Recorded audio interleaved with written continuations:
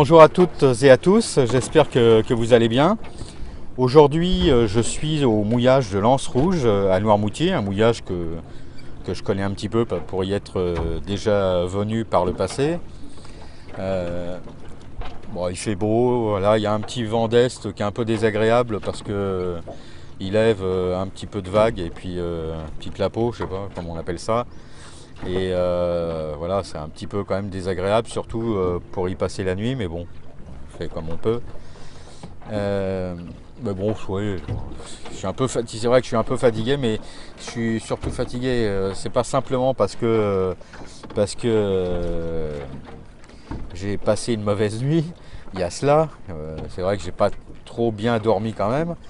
Ça remet un peu, mais c'est aussi parce que alors que je m'apprêtais aujourd'hui à partir pour Belle-Île, eh bien, je m'étais absenté, j'étais retourné à terre pour effectuer certains préparatifs et puis aussi pour voir les gens de ma famille.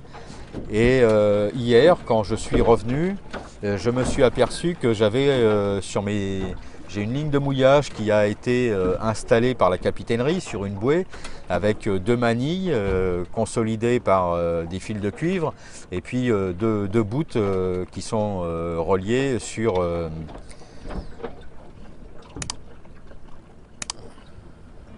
et deux bouts qui sont reliés sur un taquet. Et en arrivant avec mon kayak, je me suis aperçu qu'il y avait une ligne qui pendait, une qui était tendue et l'autre qui pendait. Donc ça m'a un peu intrigué. Donc tout de suite, je me suis mis à l'eau et je suis allé voir ce qui se passait parce qu'en fait il y a deux manilles qui sont qui sont rattachées à la chaîne, enfin les mérillons qui entre la bouée et la chaîne. Il y a deux manilles. Et bon, j'ai regardé la ligne de mouillage, la cosse, l'épissure, tout était en ordre, donc ça pouvait venir que de la manille. Donc je suis allé voir et je me suis rendu compte qu'il n'y avait plus de manille. Il n'y avait plus de manille, donc voilà. Sur le coup, je me suis dit que c'était quelqu'un qui, je sais pas, personne mal intentionnée, il doit bien y en avoir dans le monde. Je sais pas, j'ai envisagé que oh, j'avais fait, moi j'ai jamais fait de tort là à qui que ce soit, donc je comprenais pas trop. Et puis il y a une personne qui était arrivée sur son bateau là, juste derrière le mien, et lui on lui avait piqué toute la ligne de mouillage.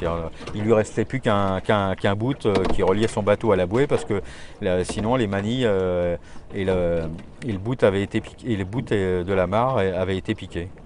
Donc voilà, j'en déduis qu'il y a des gens qui ont un bateau, mais n'ont pas un bout de 4 mètres pour le passer sur...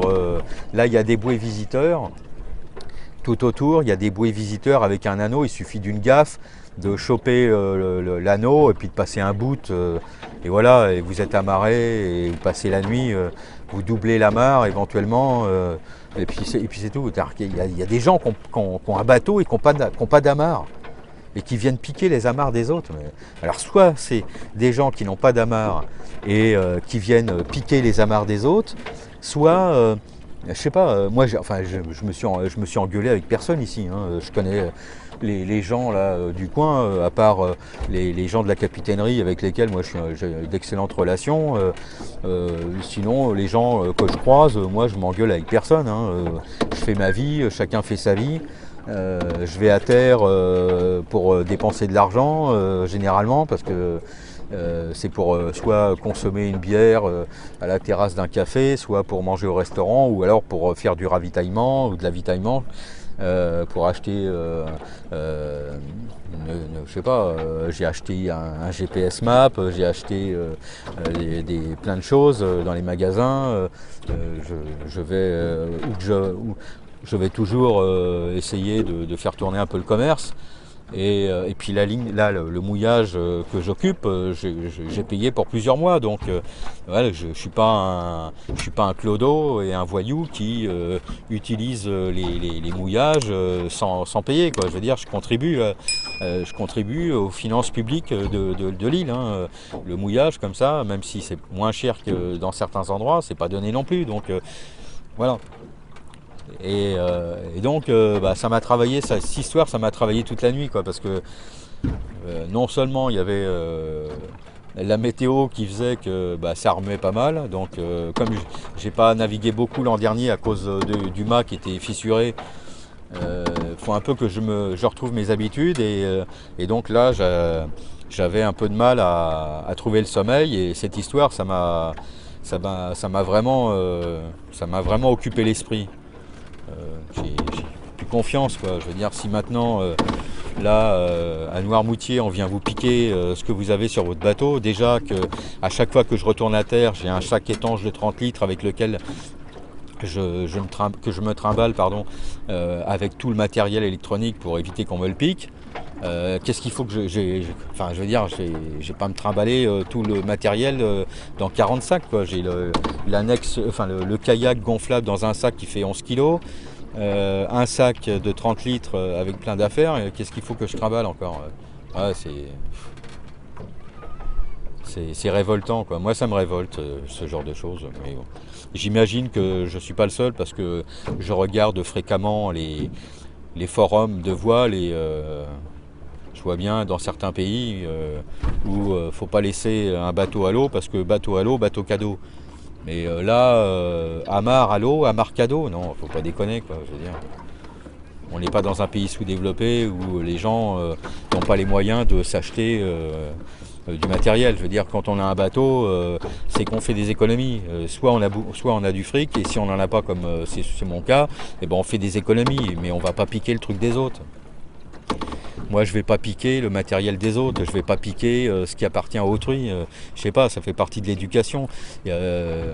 Alors ça doit être une minorité, parce que les gens de mer, les vrais, ils ont toujours des valeurs.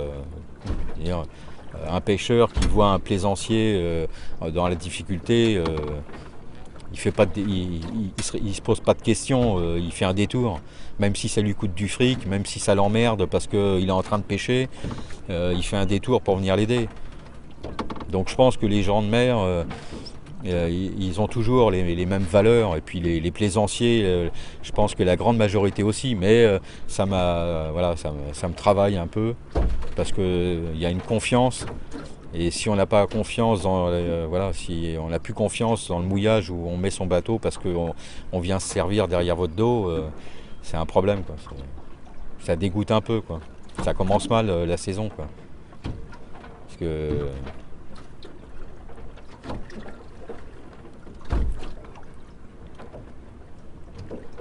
moi je fais ça pour m'amuser, hein. Le bateau, c'est un plaisir avant tout. Ça doit être un plaisir. Donc, si ça doit devenir un sujet de préoccupation de mon esprit, en me disant qu'est-ce que ceci, qu'est-ce qui va arriver, qu'est-ce que machin, qu'est-ce que bidule, c'est plus, il n'y a plus de plaisir, quoi. Il y a que de l'inquiétude, des ennuis. Donc, voilà. J'espère que vous allez tous bien. Je vous souhaite une excellente navigation. Bon, vous voyez, j'ai changé mon mât, la baume, tout le gréement a été changé. Donc, j'espère que c'est propice à de belles navigations. Et j'espère que cet ennui passager ne sera qu'un phénomène, un épiphénomène. J'espère que ça ne va pas se reproduire, que je ne vais pas passer l'été à avoir que des emmerdes de cette nature. Parce que si c'est ça, moi je laisse tomber.